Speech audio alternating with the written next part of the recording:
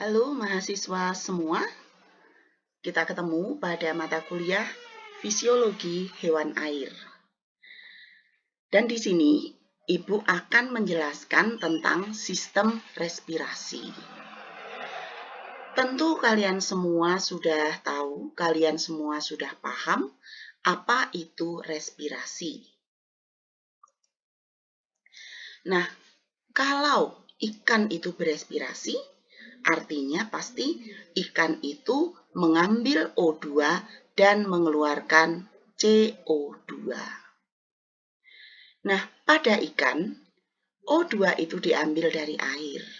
Sehingga bila pasokan oksigen di air tidak ada atau terganggu, ikan itu pasti akan menunjukkan suatu reaksi.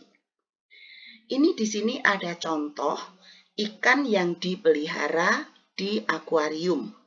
Dan di dalam akuarium itu pasti ada aerator. Aerator ini fungsinya memompakan udara ke dalam air, sehingga muncul dari aerator itu gelembung-gelembung yang berisi udara.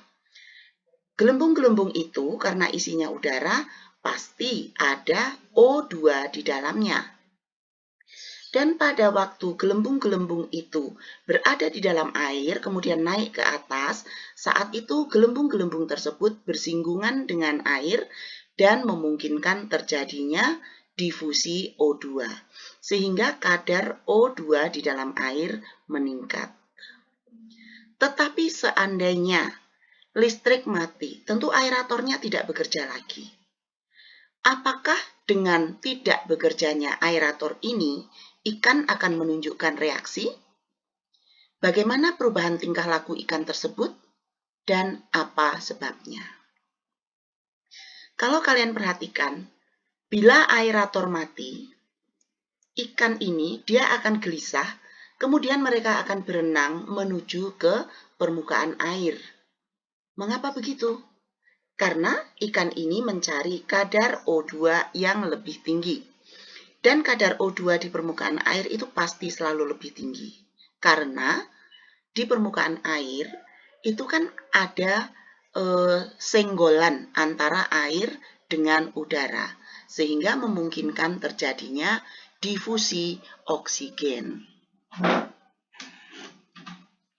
Jadi, karena di permukaan air ini O2-nya lebih tinggi atau lebih banyak, ikan itu berusaha untuk mengambil O2 tersebut dengan berenang ke arah permukaan air.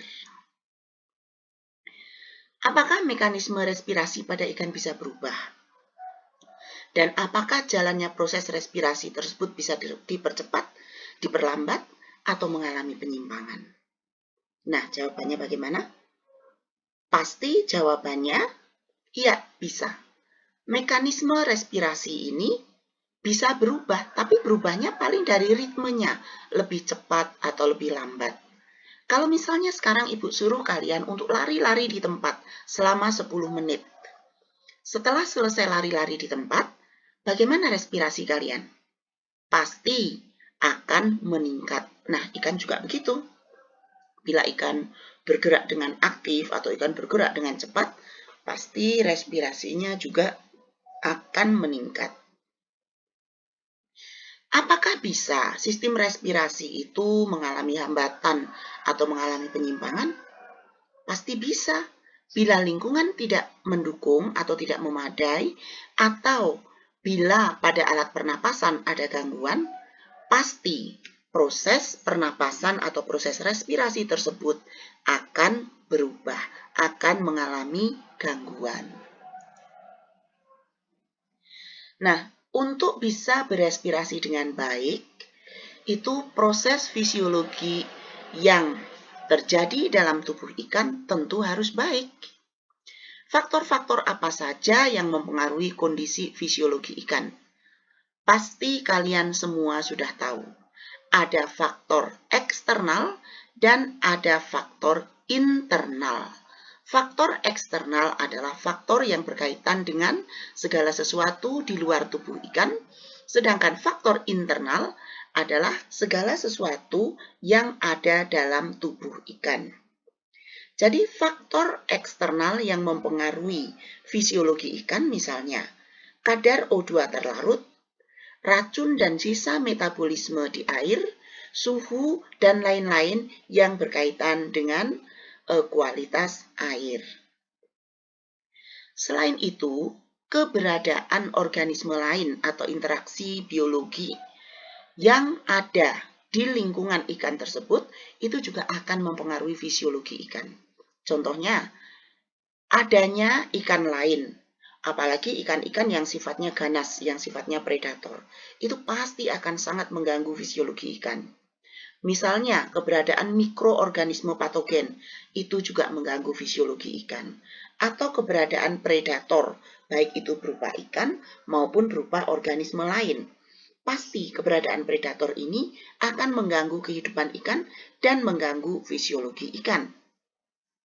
Sedangkan pada ikan-ikan yang dipelihara, misalnya pada tebar, penanganan, penanggulangan penyakit, cara transportasi, dan pemberian makan serta jumlah makanan yang diberikan, itu juga mempengaruhi fisiologi ikan. Sedangkan faktor internal yang sangat mempengaruhi tentu umur, jenis kelamin, tahap reproduksi, status kesehatan, serta derajat biseksual atau kondisi kelamin ikan. Nah, faktor eksternal dan faktor internal ini dihadapi, ini dirasakan oleh ikan, dan ini akan bersinergi sehingga merubah atau memicu suatu proses fisiologi pada ikan. Dan salah satu proses yang bisa dipengaruhi oleh faktor eksternal dan faktor internal itu adalah proses respirasi. Nah, jadi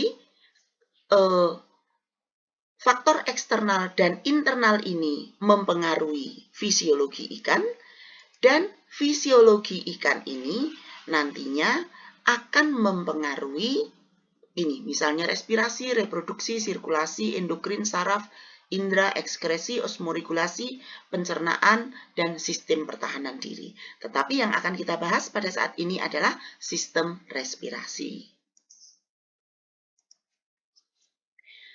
Nah, kalau kalian lihat gambar ikan di sini, pasti ikan-ikan di sini semuanya melakukan respirasi, yaitu mengambil O2 dan mengeluarkan CO2. Tetapi, apakah sistem respirasi pada ikan-ikan ini sama? Pada ikan clownfish atau ikan badut yang hidup di laut, pada ikan buntal yang bisa hidup di laut dan bisa di air tawar, pada ikan tembakul atau ikan gelodok yang hidup di area payau, serta ikan mas yang hidup di air tawar. Apakah respirasinya sama? Jawabannya, respirasinya adalah sama. Sistem proses respirasinya itu sama. Jadi mereka mengambil O2 dan mereka mengeluarkan CO2. Mungkin kalian ada yang protes, bukan habitatnya beda. Betul, habitatnya ada yang di laut, ada yang di payau, ada yang di air tawar. Nah, air laut, air payau, dan air tawar itu yang berbeda adalah kadar garamnya. Sementara respirasi di sini tidak berkaitan dengan kadar garam. Yang berkaitan dengan kadar garam adalah sistem osmoregulasi. Mungkin ada lagi yang protes, Bu, ikan tembakau kan tidak seterusnya ada di dalam air. Betul, ikan tembakul ini kadang-kadang dia bisa hidup di luar air, tapi cuma sebentar, cuma beberapa menit. Kenapa begitu? Karena ikan ini mempunyai alat pernapasan tambahan. Alat pernapasan tambahan itu ada di kulit pipinya itu. Jadi kulit pipinya itu bisa untuk alat masuknya oksigen ke dalam tubuh. Nah, kalau namanya alat pernapasan tambahan, itu artinya alat pernapasan yang utama atau bukan? Pasti bukan, kan? Nah, jadi ikan tembakul ini dia bisa bernapas dengan menggunakan alat pernapasan tambahan, tapi alat pernapasan utamanya ya tetap saja insang. Jadi, sistem respirasi pada ikan-ikan ini pada garis besarnya adalah sama. Sistem respirasi Ini, Ibu ulang lagi, ini adalah proses pertukaran oksigen dan karbon dioksida antara organisme dengan lingkungannya. Jadi kalau Ibu gambarkan, ini ada seekor ikan. Nah, ini di sini ikannya di air ya. Ini di luar air, ini ada O2, ini ada O2 banyak. Sementara di dalam tubuh ikan, itu ada CO2 yang merupakan sisa metabolisme yang harus dikeluarkan. Jadi, O2-nya ini akan masuk ke dalam tubuh ikan, sementara CO2-nya harus dikeluarkan. Jadi itu saja intinya, ya. Jadi O2 dimasukkan ke dalam tubuh ikan. Nah, melalui alat pernapasannya apa? Insang. CO2 juga harus dikeluarkan. Alat pengeluarannya apa? Alat pengeluarannya juga insang. Proses respirasi. Proses respirasi ini melibatkan oksigen yang ada di dalam air. Juga melibatkan alat pernapasan pada ikan yang berupa mulut, insang, kemudian juga melibatkan sel darah merah serta pembuluh darah. Mengapa seperti ini? Karena oksigen yang ada di dalam air itu harus masuk ke dalam insang. Bagaimana cara masuknya? Oksigen yang ada di dalam air itu bersama dengan air itu akan masuk melalui mulut ikan, kemudian akan didorong memasuki rongga insang. Dan di dalam rongga insang itu, insangnya nyenggol air. Saat itu O2-nya masuk ke dalam insang. O2 ini akan diangkut oleh sel darah merah melalui pembuluh darah dan diantar ke dalam sel tubuh. Di dalam sel tubuh, karbon dioksida yang merupakan sisa metabolisme dikeluarkan, dan karbon dioksida ini akan diangkut oleh sel darah tadi. Jadi sel darah yang sudah mengeluarkan O2 itu terus ngangkut CO2. Jadi ibaratnya sel darah merah itu seperti oplet. Opletnya itu lagi jalan mau masuk ke Fakultas Perikanan, ke lab bioper. Ya. Jadi di luar sana, di dekat Panam sana, itu banyak mahasiswa yang cantik-cantik, bersih, harum, wangi, habis mandi, mau ke kampus. Nah, naiklah mereka. Bersih ini mahasiswanya. Sampailah kemudian diantar ke lab bioper karena mahasiswanya mau praktikum fisio. Nah, udah yang cantik-cantik, yang bersih ini turun. Terus yang masuk lagi yang mana? Yang habis praktikum, mungkin habis bedah-bedah ikan, yang bau amis, kena ikan gitu kan. Nah, inilah yang masuk ke dalam oplet itu. Terus jalan, ya, dibawa keluar. Nah, jadi ibaratnya sel darah merah itu seperti itu. Tadinya dia membawa O2 yang bersih yang digunakan untuk metabolisme sel. Kemudian setelah O2-nya turun, naiklah sampah, yaitu karbon dioksida.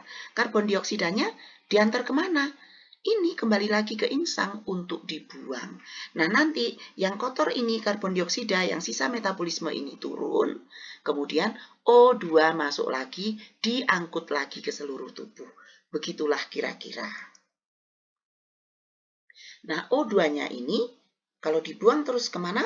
Pasti ke air. Jadi, O2 dibuang, langsung O2-nya masuk ke dalam air. Tetapi untuk menunjang terjadinya respirasi, itu juga ada syarat tertentu. Harus ada alat respirasi yang mempunyai dinding membran yang tipis, luas, dan lembab, sehingga dapat dilewati oleh O2 dan CO2. Dan syarat yang kedua, harus terdapat perbedaan konsentrasi gas antara lingkungan luar dengan lingkungan di dalam tubuh organisme, sehingga memungkinkan terjadinya difusi. Nah, jadi Ibu umpamakan seperti ini. Di luar tubuh ikan, maksudnya di luar insang, air itu mengandung O2. O2-nya itu akan masuk ke dalam insang dengan baik bila konsentrasi O2 di air ini, di luar insang, di luar tubuh ikan ini, memadai kadarnya. Artinya cukup tinggi. Nah, kalau kadarnya itu cukup tinggi, cukup memadai, O2 ini akan masuk ke dalam insang dengan lancar. Sementara CO2-nya ini akan dikeluarkan. Nah, bagaimana caranya supaya bisa keluar dengan baik? CO2 yang ada di luar tubuh, konsentrasinya harus rendah. Karena ingat, difusi itu pasti dari konsentrasi tinggi menuju ke konsentrasi rendah. Nah, sekarang bagaimana dengan ikan yang hidup di lingkungan yang tercemar? Pada lingkungan yang tercemar, pasti CO2 di air itu tinggi, O2-nya rendah. Kalau O2 rendah, mau masuk ke dalam insang, tentu agak susah kan? Karena konsentrasinya rendah. Sementara CO2 yang ada di dalam insang, mau keluar, agak susah juga karena konsentrasi CO2 di luar juga tinggi. Nah, itulah sebabnya ikan-ikan yang hidup di area tercemar itu seringkali mati. Dan matinya kadang-kadang mulutnya terbuka. Itu menunjukkan kalau ikan itu mempunyai permasalahan dalam mengambil O2.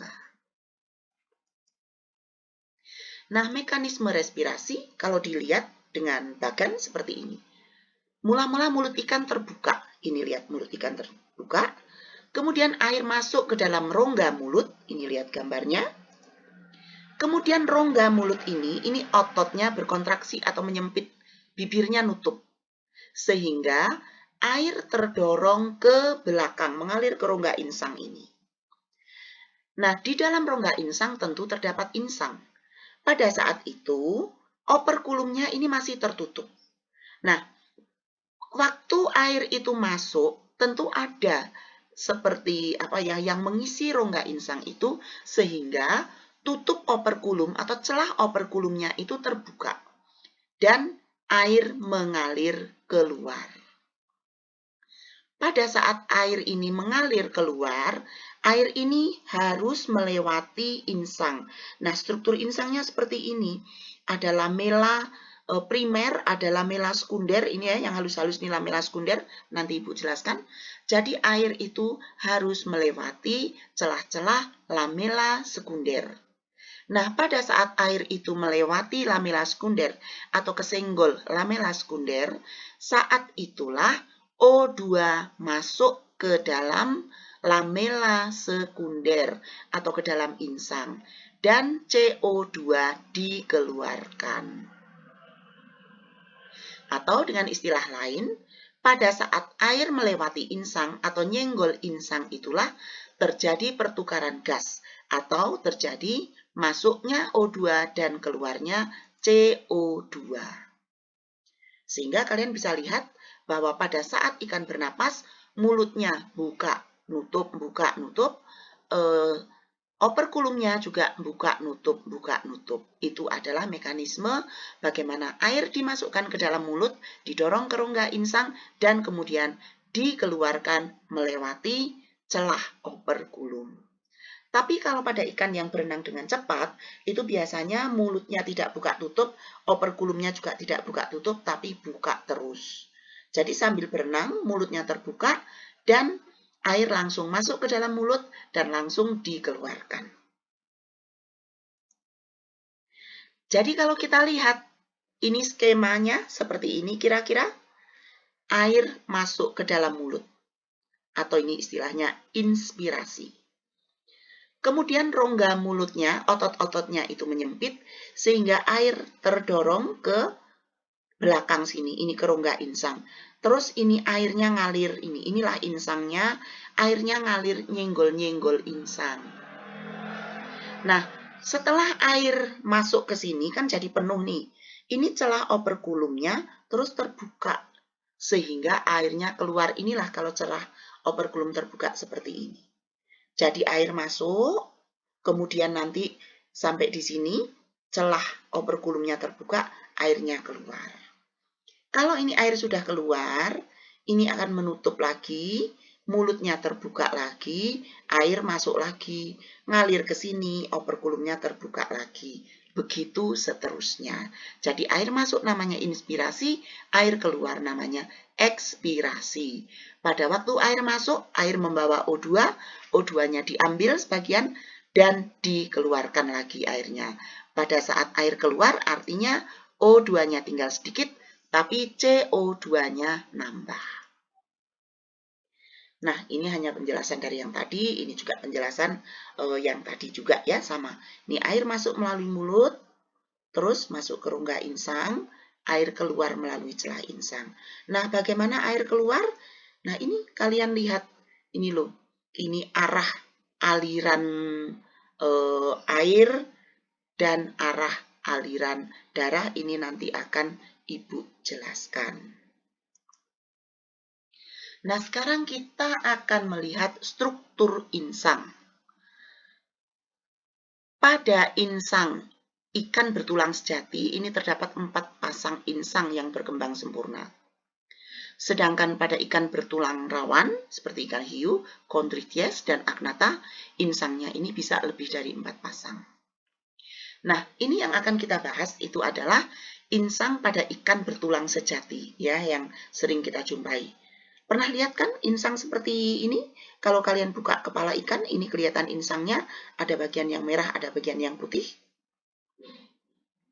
Nah, insang ini, kalau kita lihat bagian-bagiannya, kita lihat dulu bagian yang berwarna putih ini.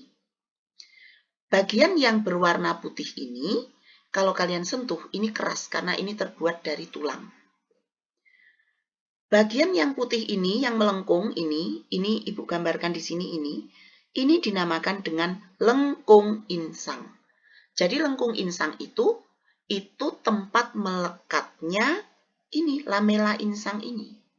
Pada lengkung insang ini terdapat gigi-gigi insang yang runcing-runcing ini atau gill raker.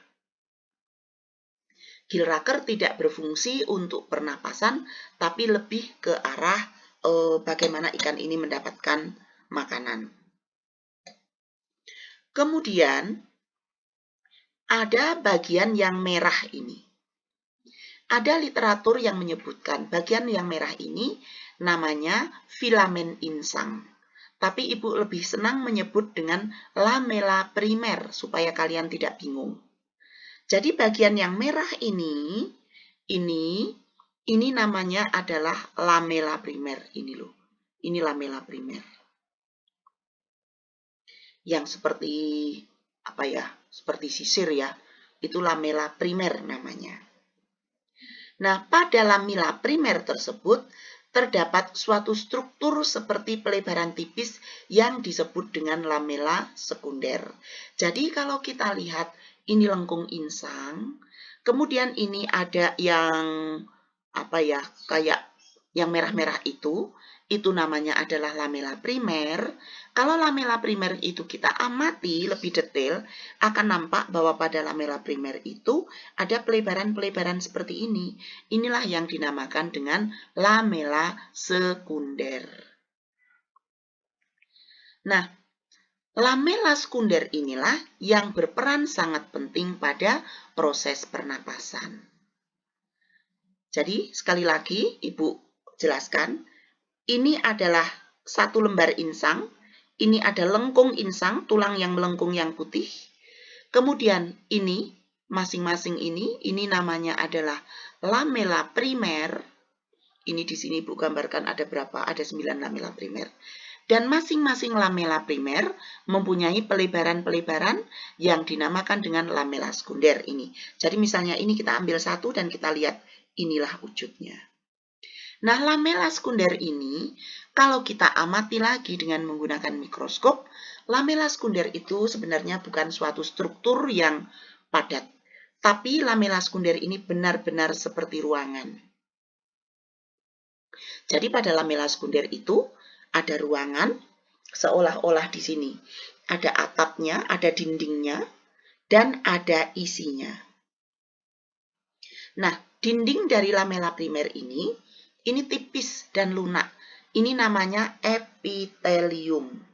Epitelium ini sifatnya semi permeabel, bisa ditembus oleh O2, bisa ditembus oleh oksigen atau O2 dari luar ke dalam, bisa juga ditembus oleh CO2 dari dalam ke luar untuk dibuang.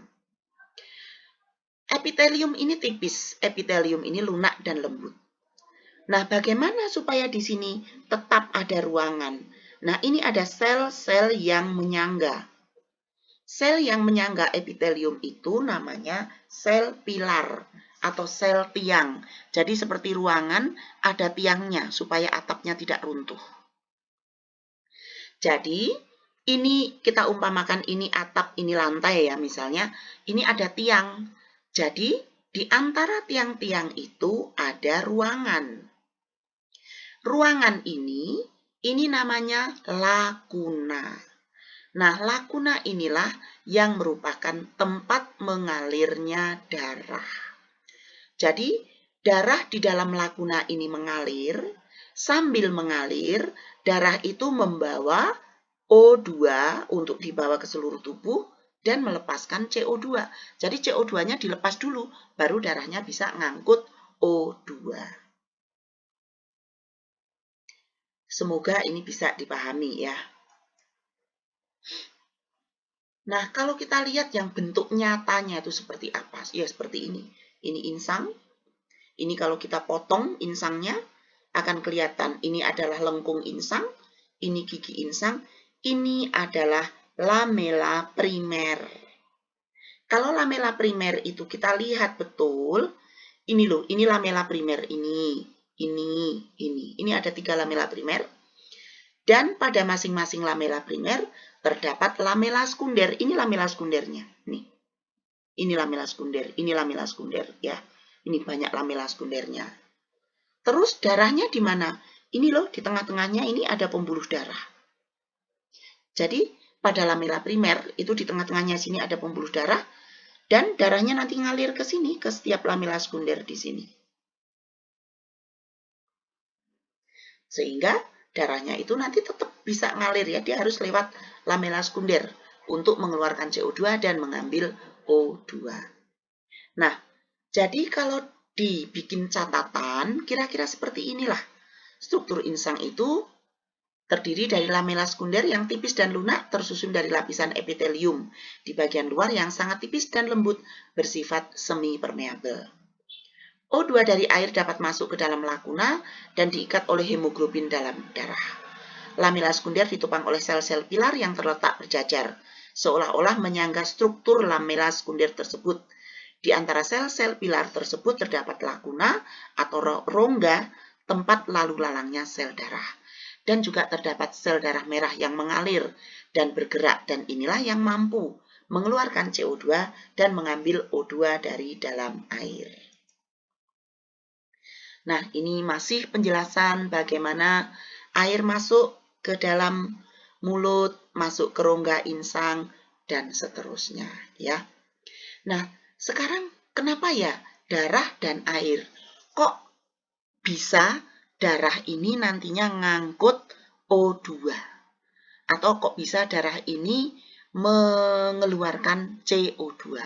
Sekarang kita lihat dulu aliran darah dan aliran air di dalam insang.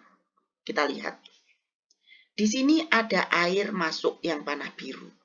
Artinya arah aliran air dari depan ke belakang. Sementara jantung ikan itu di bagian belakang dari insang. Darah dipompa dari jantung menuju ke insang.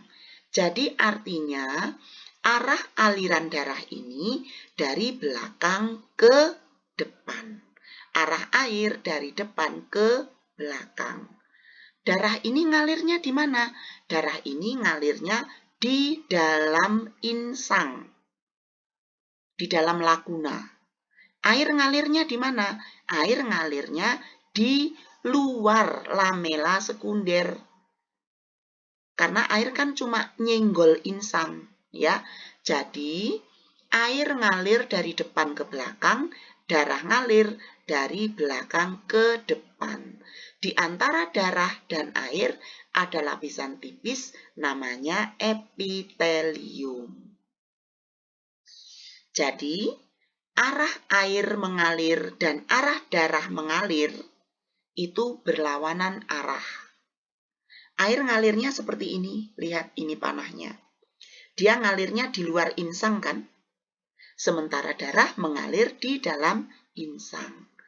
Arah air ngalirnya dari depan ke belakang, arah darah ngalirnya dari belakang ke depan. Sehingga arah aliran air dan arah aliran darah selalu berlawanan. Nah, sekarang kita lihat gambar ini.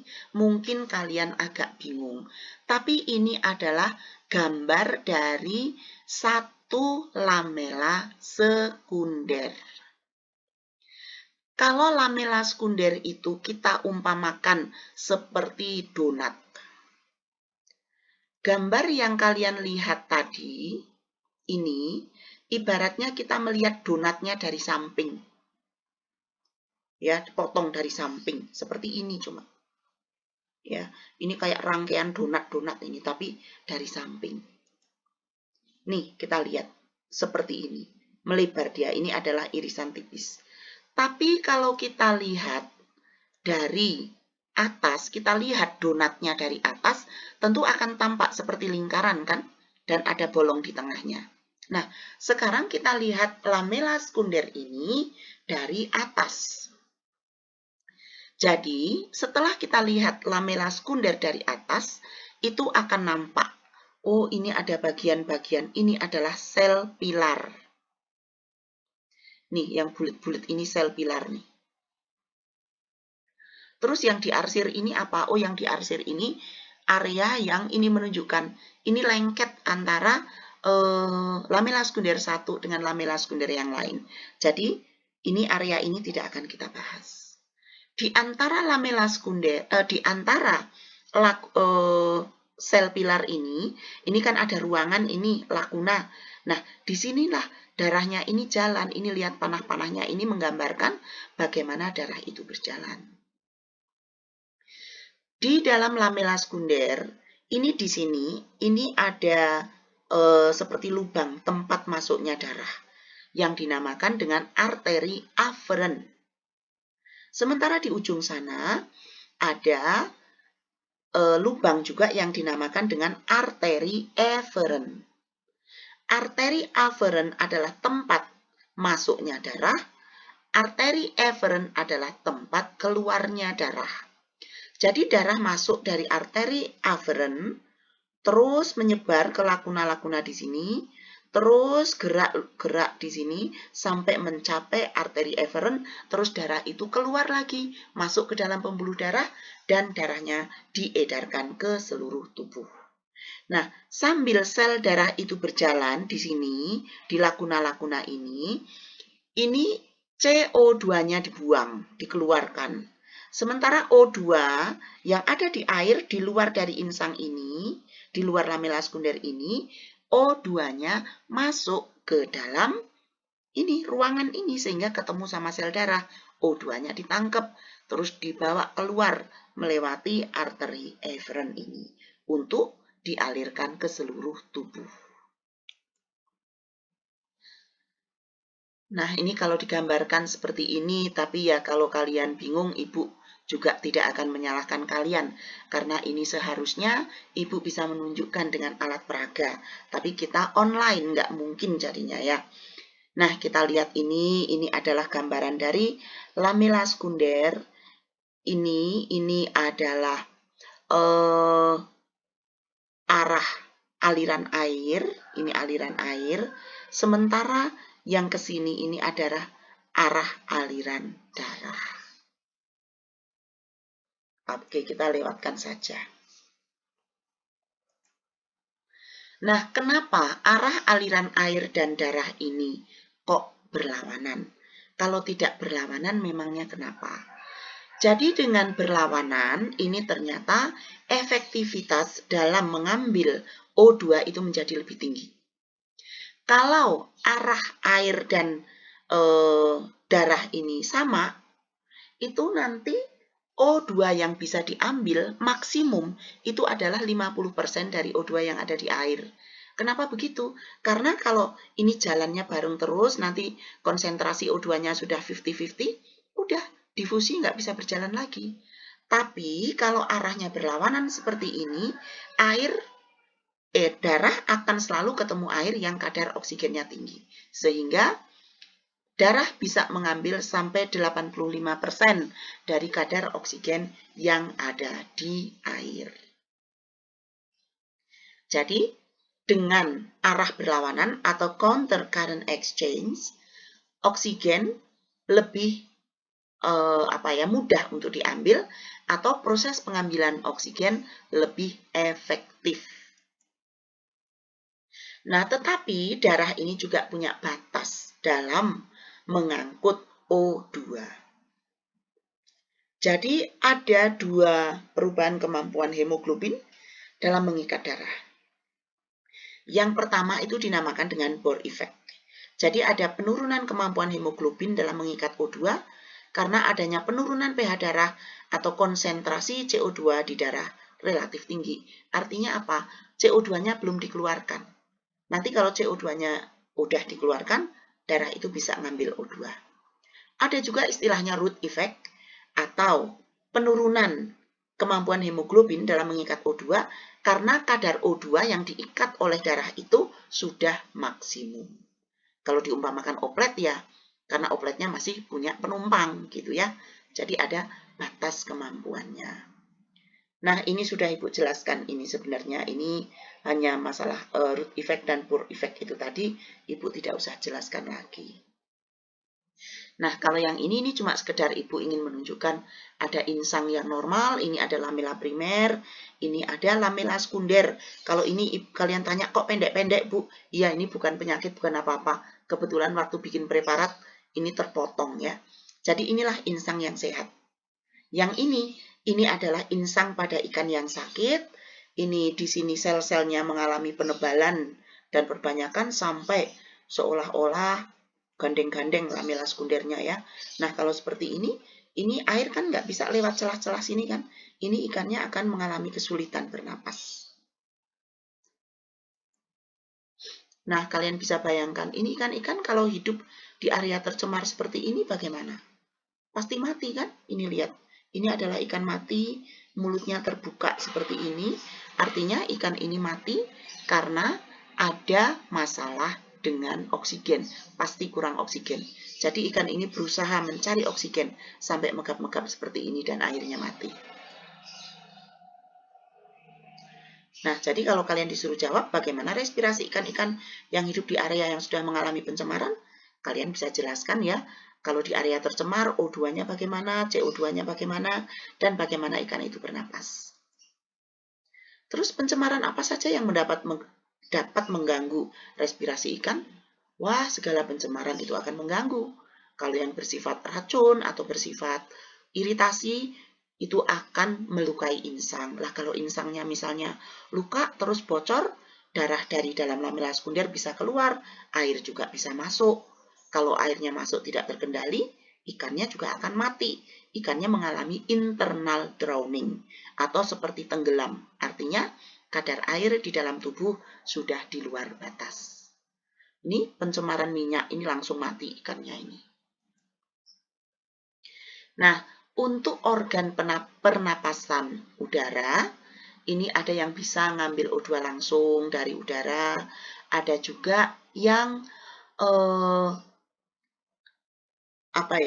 ya biasanya ngambil O2 langsung dan ciri-cirinya itu sama, itu harus ada permukaan yang luas dan lembab dan bisa ditembus oleh O2 dari luar ke dalam, bisa ditembus oleh CO2 dari dalam keluar.